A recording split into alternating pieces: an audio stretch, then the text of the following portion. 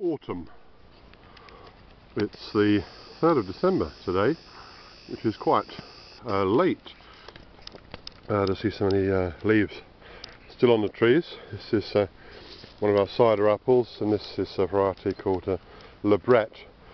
Regrettably all of these apples haven't been picked up, but I bet I made all the cider that I intend to make this year. I made about 60 gallons. I may just make come and pick those up or not. He's had a lot of fruit this year, a lot of fruit. It's been there has been a big apple crop this year. Sowing a meander through the orchard, a little think. I'm moving some dung at the moment. I need the exercise. The trees need the nutrient. The orchard's changed a lot. Here we used to have twice as many trees, but I thinned them out. It would have been better if we'd committed to a widely spaced cider orchard here in the first place. That would have meant more success, less work. Well, yeah, when you realise you made a mistake, or an error of judgment rather than a mistake, you make some changes. Yeah, I've got a few new trees in here. This is a variety called Hangy Down. Just some Ashridge nurseries. The autumn colours. A few others, new ones there. Fill Barrel, Michelin and Major, new varieties. These are the Bramleys I grafted over in March. See, there's a healed saddle graft. This is the Arlington Milk, good steady reliable variety. So that's the pencil of wood between finger and thumb that I grafted in. And there's the growth that's come from it this year. That's some very substantial growth. I grafted these mainly over to the Arlington Mill. 7 trees in all, the Arlington. Again, you can see there, see the saddle graft there, the long V of the saddle is the pencil that's grafted in. And there's the growth that it's made.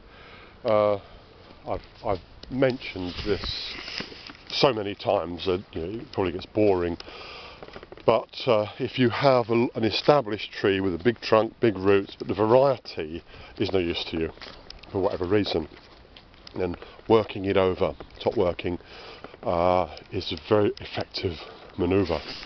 The pomade, that's a crushed apple residue, and chucked that after cider making. Yeah, and this one was grafted I think 3 years ago. This is May Queen, good late keeping apple. Lots of straight growths of this year's wood, which we'll be sending out for grafting if anyone wants any.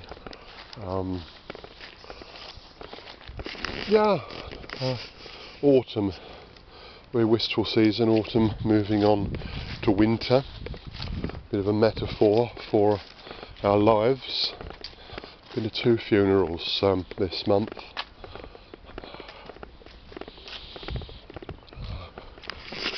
The gloves hanging up. I got these covered in muck yesterday, so I gave them a wash and I hung them up there. So I just put them on something the fox would probably come and have a chew. I thought watch out, stepping on lumps of fox poo. This is last year's pruning. All perfect kindling. That'll burn well. I was going to put a little wood burning stove in the cider house. I still might.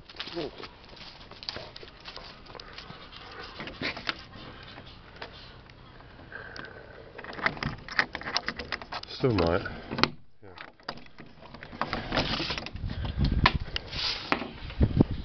Well, the cider's fermenting away. That's the first slot, and that's almost fermented out now.